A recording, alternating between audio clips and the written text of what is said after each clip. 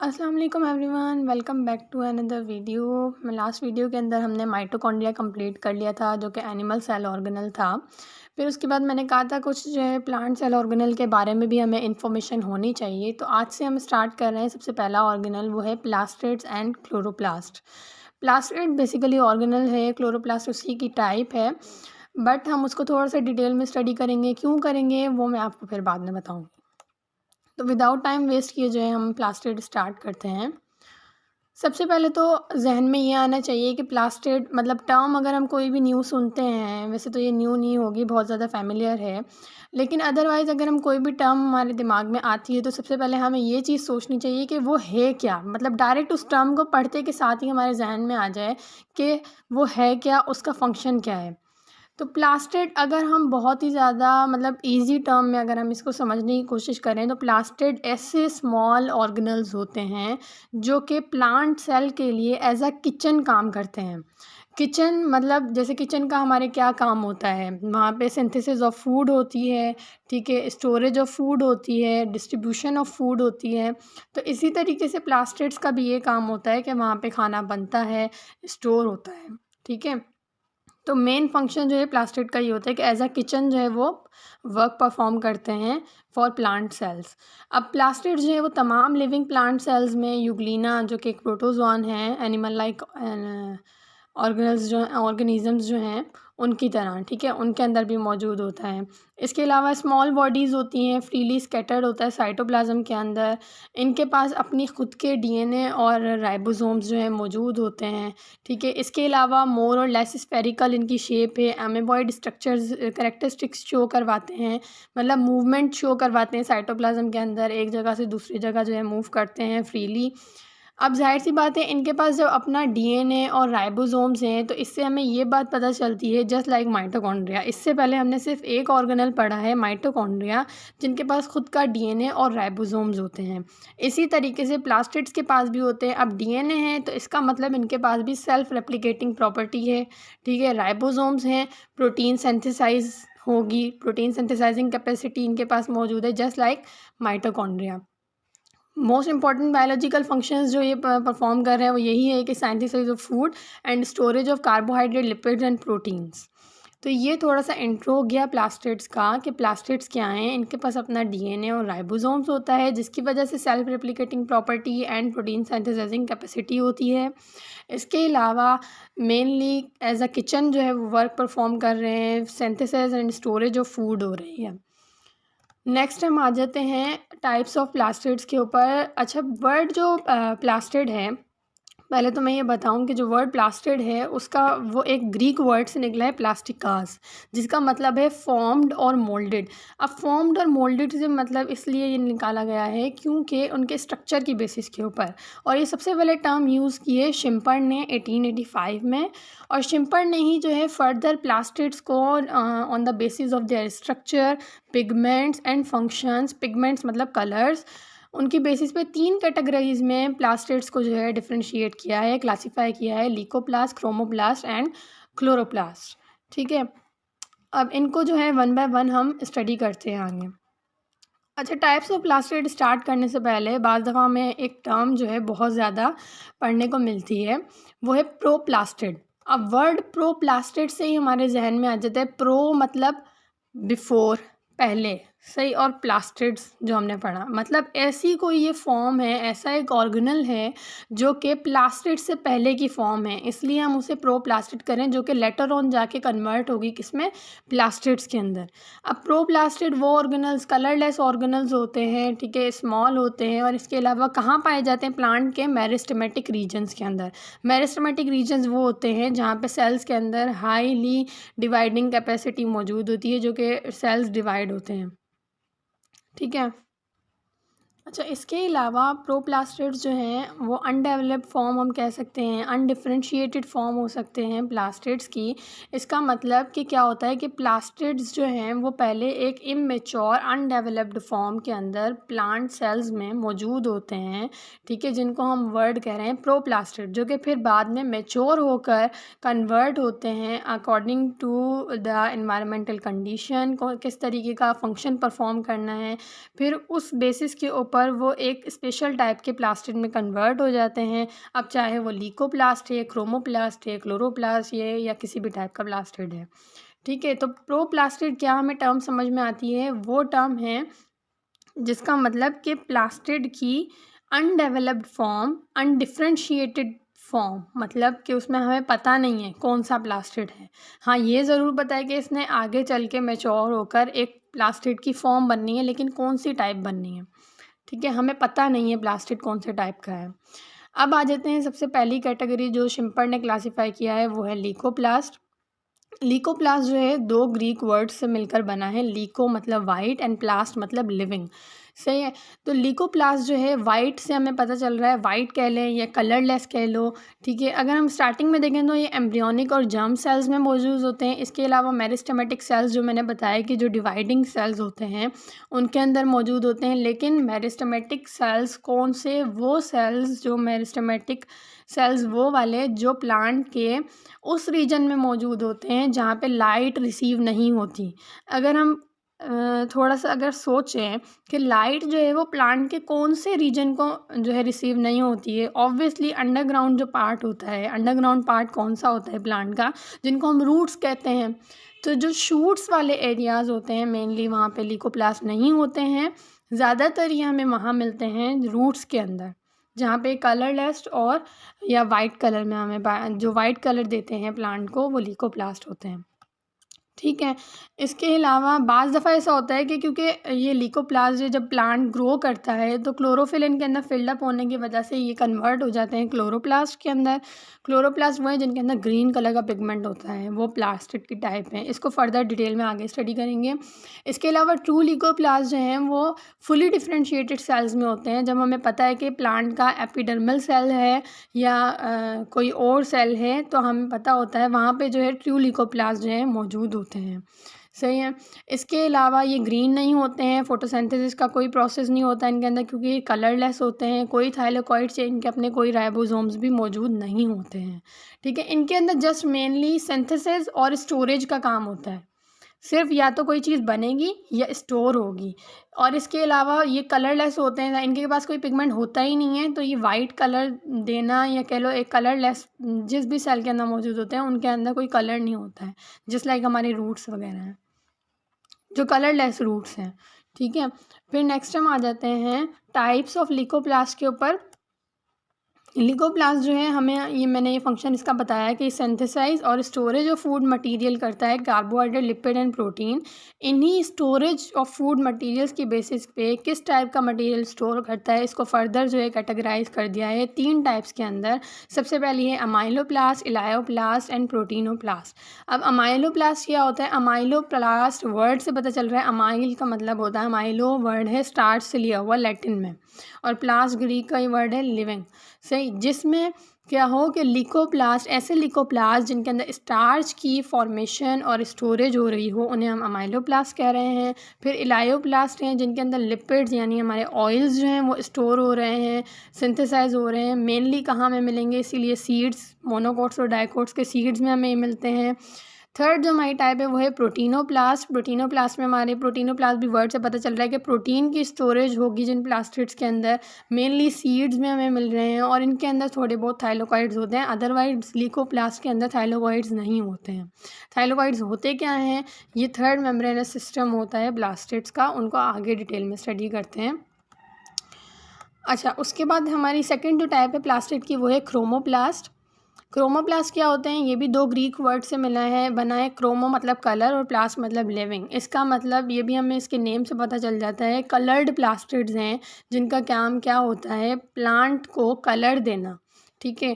किस चीज़ से कलर देना, कुछ कैरोटिनाइड्स मौजूद होते हैं, कुछ पिगमेंट्स मौजूद होते हैं जो कि red, yellow, orange something colour देते हैं।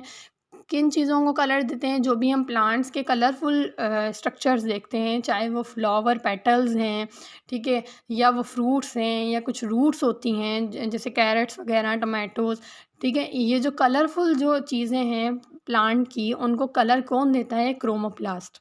क्यों, क्योंकि ये कलर्ड प्लास्टिड होते हैं। इसके अलावा इनके अंदर जो ये कैरोटिनॉइड्स जो कलर देने वाली जो ये कैरोटिनॉइड्स मौजूद होते हैं, कौन सी फॉर्म में होते हैं? क्रिस्टलाइन फॉर्म में मौजूद होते हैं, बाज़ दफ़ा ड्रॉपलेट्स फॉर्म में मौजूद होते हैं। अच्छा, फंक्शन मेनली हमने ये पढ़ लिया, क्रोमोप्लास्ट जो है क्या कर रहा है, कलर दे रहा है किसे? फ्लावर और फ्रूट्स को, जिसकी वजह से एक बहुत ज़्यादा इंपॉर्टेंट रोल प्ले होता है, वो क्या है? पॉलिनेशन का। पॉलिनेशन कैसे हो रही है? पॉलिनेशन हम बचपन से एक टर्म पढ़ते आ रहे हैं, जिसका मतलब ये होता है कि कोई भी जो है एक इंसेक्ट है, जैसे बी है, हनी बी है, या ठीक है, वो आकर क्या होता है, बैठती है फ्लावर के ऊपर। तो और फिर क्या होता है कि उसके जो लेग्स होते हैं उनके ऊपर पोलन ग्रेन्स जो होते हैं फ्लावर के अंदर, वो उसके लेग्स के साथ जो है स्टिक हो जाते हैं, अटैच हो जाते हैं। देन वो बी जो है फ्लाई करके कहीं और जाती है, तो सीड जो उसके पाँव पे लगा होता है वो डिस्पर्स हो जाता है, और इस तरीके से जर्मिनेशन का प्रोसेस होता है। तो ये जो सीड डिस्पर्सल का प्रोसेस होता है, पॉलिनेशन जो होती है, ये भी क्रोमोप्लास्ट ही कहीं न कहीं इसकी जो है रीज़न बनता है। क्यों? क्योंकि ये कलर देता है, जिसकी वजह से इंसेक्ट्स जो है अट्रैक्ट होते हैं और पॉलिनेशन होती है। फिर क्या है कि क्रोमोप्लास्ट के अंदर बहुत ही कम अमाउंट के अंदर क्लोरोफिल कंटेंट होता है, इसलिए इसके अंदर फोटोसिंथेसिस भी कम होती है। ठीक है? क्लोरोफिल भी एक पिगमेंट है जो कि ग्रीन कलर देता है प्लांट को। अब क्रोमोप्लास्ट सिर्फ ग्रीन नहीं देता, क्रोमोप्लास्ट अदर दूसरे कलर्स भी बहुत सारे देता है, इसलिए इसके पास उतनी अमाउंट में कलर होता है क्लोरोफिल जितना बाकी के होते हैं। हाँ, बाज़ दफ़ा जैसे लीकोप्लास्ट जो है वो कन्वर्ट हो जाते हैं क्लोरोप्लास्ट के अंदर, इसी तरीके से क्रोमोप्लास्ट भी जब उसके अंदर फुली क्लोरोफिल फिल्ड अप हो जाए तो वो भी क्लोरोप्लास्ट में कन्वर्ट हो जाते हैं। फिर अगर हम थोड़ा-सा क्रोमोप्लास्ट का जो है स्ट्रक्चर देखें, तो कुछ इस तरीके का स्ट्रक्चर होता है, वही डबल एनवेलप सिस्टम है, outer membrane and inner membrane है, ठीक है। इनर मेम्ब्रेन जो है फिर एक कैविटी बना रही है जिसको हम स्ट्रोमा कह रहे हैं, इसके अंदर इसका सारा मटीरियल फिल्डअप होता है, इसका डीएनए मौजूद है, ठीक है। ये हमें 2 टाइप्स के मैंने आपको बताया, हमें कैरोटिनॉइड्स जो हैं वो इस तरीके के क्रिस्टलाइन स्ट्रक्चर्स में भी मिल रहे हैं और ड्रॉपलेट्स फॉर्म में भी, राइबोसोम्स मौजूद हैं, कुछ मेम्ब्रेनस सैक मौजूद हैं, ठीक है। इस तरीके का क्रोमोप्लास्ट होता है। अब क्रोमोप्लास्ट की भी फर्दर 2 टाइप्स होती हैं, एक है फायोप्लास्ट और सेकंड वन है रोडोप्लास्ट। फायोप्लास्ट वो जो कि एसआईएक्स के अंदर एक पिगमेंट मौजूद होता है फ़कोज़ैंथिन, ठीक है। ये पिगमेंट क्या करता है, एब्ज़ॉर्ब करता है लाइट को और कौन-सा कलर देता है, डार्क या ब्राउन कलर, ठीक है। और रोडोप्लास्ट जो है वो रेड कलर देता है, मेनली रेड अलजी के अंदर ये मौजूद होता है। फिर हम आ जाते हैं थर्ड टाइप ऑफ प्लास्टिड पे, जो कि बहुत ज़्यादा इम्पॉर्टेंट है। क्यों? क्योंकि जितने भी हायर प्लांट्स हैं, ग्रीन अलजी हैं, उनके अंदर हमारे ये क्लोरोप्लास्ट मौजूद होते हैं। क्लोरोप्लास्ट भी 2 टर्म से मिलके बना है, ग्रीक वर्ड से मिलके बना है। क्लोरो मतलब ग्रीन और प्लास्ट लिविंग, मतलब ऐसे पार्ट्स में होता है जहाँ पे ग्रीन हो। क्यों? क्योंकि देखें लीव्स हमारे प्लांट्स के ग्रीन होते हैं, स्टेम भी हमारे प्लांट्स का ग्रीन होता है। जितने भी ग्रीन एरियाज़ हमें दिखते हैं वहाँ पे मेनली क्लोरोप्लास्ट मौजूद होना ही होना है। और हायर प्लांट्स में तो ये तकरीबन सबसे ज़्यादा पाई जाने वाली टाइप है प्लास्टिड्स की, वो क्लोरोप्लास्ट है, क्योंकि ये बहुत ज़्यादा इम्पॉर्टेंट है। किस हवाले से इम्पॉर्टेंट है? एक तो इसके अंदर पिगमेंट होता है क्लोरोफिल, जो कि फोटोसिंथेसिस में काम करता है। अपना डीएनए और आरएनए होता है, यानी कि सेल्फ रेप्लिकेटिंग प्रॉपर्टी होती है, और प्रोटीन सिंथेसाइजिंग कैपेसिटी तो सब प्लास्टिड्स में होती है। इसके अलावा फोटोसिंथेटिक एक्टिविटी हो रही है क्लोरोफिल की वजह से, सही। और फोटोसिंथेसिस होने की वजह से क्या होती है, कार्बोहाइड्रेट्स सिंथेसाइज होते हैं, मतलब कार्बोहाइड्रेट्स बनते हैं। जो हमारा फूड जो बनता है वो ज़ाहिर है फोटोसिंथेसिस की हेल्प से बनता है। कार्बन डाइऑक्साइड जो है फिक्सेशन करके ऑक्सीजन प्रोड्यूस करता है, एटीपी प्रोड्यूस करता है, ठीक है। तो ये सब इंपॉर्टेंट फंक्शन हैं जो क्लोरोप्लास्ट परफॉर्म करता है। ये भी माइटोकॉन्ड्रिया के अंदर, साइटोप्लाज्म के अंदर फ्रीली स्कैटर्ड हुए हुए होते हैं और मूवमेंट भी शो करते हैं, एक्टिव और पैसिव। इसके बाद हम थोड़ा-सा अगर स्ट्रक्चर देखें क्लोरोप्लास्ट का, जैसे कि माइटोकॉन्ड्रिया हैं, उसी तरह से माइटोकॉन्ड्रिया से कंपैरिजन में हम क्यों पढ़ रहे हैं, क्योंकि जब भी हम किसी भी चीज़ को कंपैरिजन के साथ डिफरेंशिएट करते हुए पढ़ते हैं, तो उससे क्या होता है, हमारे लिए चीज़ को याद करना बहुत ज़्यादा ईज़ी हो जाता है, ठीक है, समझना ईज़ी हो जाता है। बजाय इसके कि हम अलग-अलग याद करें पॉइंट्स को, कंपैरिजन से हमें चीज़ समझ में आती है और क्लियर होती है। तो देखते हैं, इसके पास भी जैसे माइटोकॉन्ड्रिया के ऊपर उसकी आउटर मेम्ब्रेन थी, इसके पास भी एक अपनी आउटर मेम्ब्रेन है, ठीक है। और फिर एक इनर मेम्ब्रेन मौजूद है।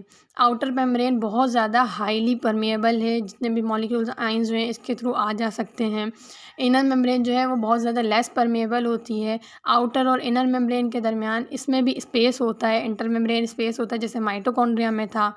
और फिर इनर मेम्ब्रेन जो है एक अंदर एक कंपार्टमेंट बना रही है। सेकंड कंपार्टमेंट, फर्स्ट कंपार्टमेंट तो हो गया आउटर और इनर मेम्ब्रेन के दरमियान। सेकंड जो कंपार्टमेंट अंदर बन रहा है उसको हम नाम दे रहे हैं स्ट्रोमा का।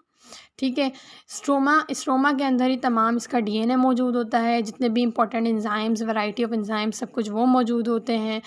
अब इसके अंदर जो डिफरेंस आ गया माइटोकॉन्ड्रिया से वो ये है कि इसके अंदर ये थर्ड मेम्ब्रेनस सिस्टम, ये जो हमें सर्कुलर कॉइन्स शेप दिख रहे हैं ना, ये जो एक पूरा स्ट्रक्चर बन रहा है, ये एक और मेम्ब्रेन है जो कि इस तरीके coin shaped stack like structure जैसे सर्कुलर बना रही है।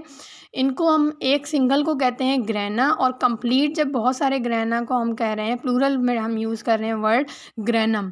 ठीक है, और इसके अंदर ये सब जो ग्रेनम्स हैं आपस में कनेक्टेड होते हैं स्ट्रोमा लैमेली के थ्रू, क्योंकि ये जो थर्ड मेम्ब्रेन है इसको हमने नाम दिया थाइलोकॉइड। ये जो मेम्ब्रेन है ये ऐसे stack like coin like shape बना रही है जिसको हम ग्रेनम कह रहे हैं, और ग्रेना के अंदर या ग्रेनम के अंदर जो है ये इस तरीके से एक स्पेस क्रिएट हो जाती है जिसको हम नाम दे रहे हैं ल्यूमेन का। ठीक है, अब आगे चलते हैं थोड़ा सा, तो स्ट्रक्चर को थोड़ा सा डिटेल में अगर हम देखें क्लोरोप्लास्ट के, तो अब हम तीन मेन कंपोनेंट्स के अंदर क्लोरोप्लास्ट को डिवाइड करते हैं। एक तो एनवेलप हो गया कि आउटर और इनर मेम्ब्रेन है, दोनों के बीच में इंटर मेम्ब्रेन स्पेस है। आउटर मेम्ब्रेन जो है वो बहुत ज़्यादा कह लो कि हाईली परमेएबल है, और इनर मेम्ब्रेन लेस परमेएबल है। मतलब सिर्फ जो है सर्टेन एंजाइम्स और मॉलिक्यूल्स आइंस को ही जो है अंदर आना अलाउ करती है, जिनकी जो है नीड है क्लोरोप्लास्ट को।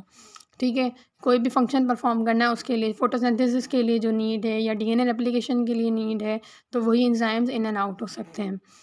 सेकंड जो पार्ट है वो है स्ट्रोमा। स्ट्रोमा कैसे है, जो इनर मेम्ब्रेन जो एक लार्ज स्पेस क्रिएट कर रही है, लार्ज कंपार्टमेंट बना रही है, उसको स्ट्रोमा कह रहे हैं। जस्ट लाइक माइटोकॉन्ड्रियल मैट्रिक्स, जिसे हमने माइटोकॉन्ड्रियल मैट्रिक्स में पढ़ा था कि उसका अपना डीएनए होता है सर्कुलर, आरएनए राइबोसोम एंजाइम्स होते हैं। उसी तरीके से इसमें होता है डीएनए रेप्लिकेटिंग प्रॉपर्टी है, होती है इनके पास, राइबोसोम्स होते हैं, तो स्ट्रक्चरल प्रोटीन्स भी बन रहे हैं। इसके अलावा कार्बन डाइऑक्साइड की फिक्सेशन, ऑक्सीजन की प्रोड्यूसिंग, ठीक है, synthesis of certain sugar, starch, fatty acids और कुछ प्रोटीन्स की, वो भी यहीं हो रही है। ठीक है, थर्ड जो हमें हमारा पॉइंट मिलता है वो है थाइलेकॉइड्स। थाइलेकॉइड्स क्या होते हैं, हमने सबसे पहला पढ़ लिया, एक एनवेलप सिस्टम है, उसके बाद एक स्ट्रोमा क्रिएट हो रहा है इनर मेम्ब्रेन के अंदर। थर्ड जो मेम्ब्रेन हमारी है वो है thylakoid. Thylakoid sac like membrane होती है, और ये एक मेम्ब्रेनस नेटवर्क इस तरीके से कुछ बना रहा है। आप देख रहे हैं यहाँ पे सारे के सारे जो ग्रेनम हैं वो आपस में कनेक्टेड हैं। ठीक है, जितने भी ग्रेना बनते जा रहे हैं वो सब ग्रेनम आपस में कनेक्टेड है, एक मेम्ब्रेनस नेटवर्क बन रहा है, इसको हम थाइलेकॉइड कह रहे हैं।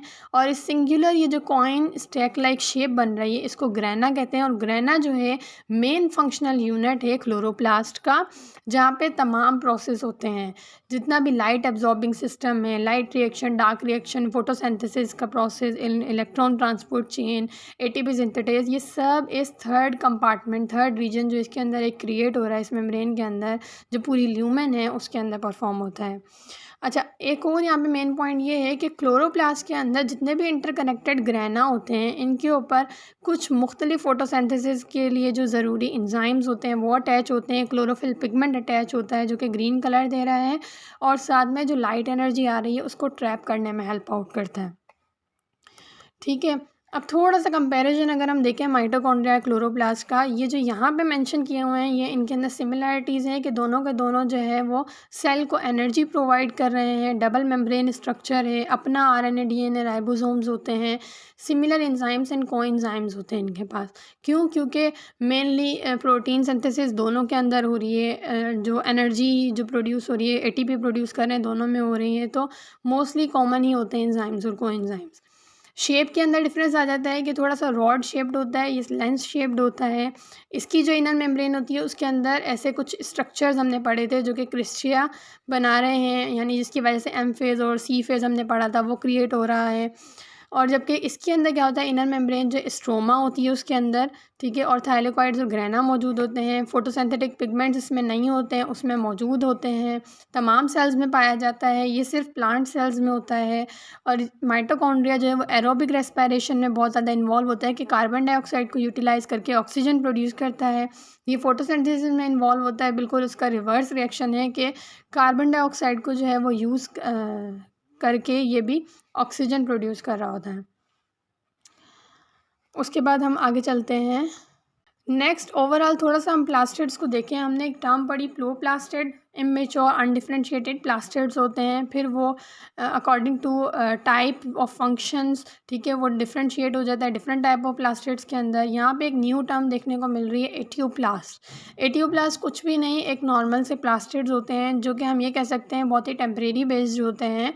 और ये क्लोरोप्लास्ट में जो हमारा क्लोरोफिल ग्रीन पिगमेंट मौजूद होता है उसके प्रिकर्सर्स होते हैं, ठीक है। क्रोमोप्लास्ट पढ़े, उनमें हमने पढ़ा कि पिगमेंट्स देते हैं, कलर देते हैं प्लांट्स को, सिंथेसिस और स्टोरेज भी हो रही है। इसके अलावा क्लोरोप्लास्ट, उसके अंदर हमने क्लोरोफिल पढ़ा, ग्रीन पिगमेंट दे रहे हैं, फोटोसिंथेसिस का प्रोसेस हो रहा है, लिपिड सिंथेसिस हो रही है। फिर लिकोप्लास्ट जो है हमारे कलरलेस आ गए, जिनके अंदर कोई पिगमेंट नहीं होता है, फैटी एसिड और अमाइनो एसिड स्टोरेज और सिंथेसिस ऑफ फूड होती है मेनली। लिकोप्लास्ट फर्दर 3 टाइप्स के हो गए कि जिन लिकोप्लास्ट के अंदर स्टार्च की स्टोरेज होगी, शुगर्स की स्टोरेज होगी, वो अमाइलोप्लास्ट हैं। और जिनके अंदर लिपिड्स ऑयल है वो इलायोप्लास्ट और प्रोटीनोप्लास्ट में हमारे आ जाते हैं, जो कि प्रोटीन की स्टोरेज होगी। और प्रोटीन मतलब हमारे एंजाइम्स, क्योंकि एंजाइम्स बाय नेचर क्या होते हैं, प्रोटीनियस। तो साइट्स ऑफ एंजाइम्स की एंजाइमेटिक एक्टिविटी जो है वो प्रोटीनोप्लास्ट में होती है। तो यहाँ तक था हमारे प्लास्टिड्स। आई होप आपको सब कुछ क्लियर हो प्लास्टिड्स एंड क्लोरोप्लास्ट के हवाले से। अगर फिर भी आपकी कोई कन्फ्यूजन है, कोई क्वेश्चन है, तो आप मुझे कमेंट बॉक्स के अंदर नीचे सेक्शन के अंदर जो है वो लिख सकते हैं, कोई भी क्वेश्चन पूछ सकते हैं।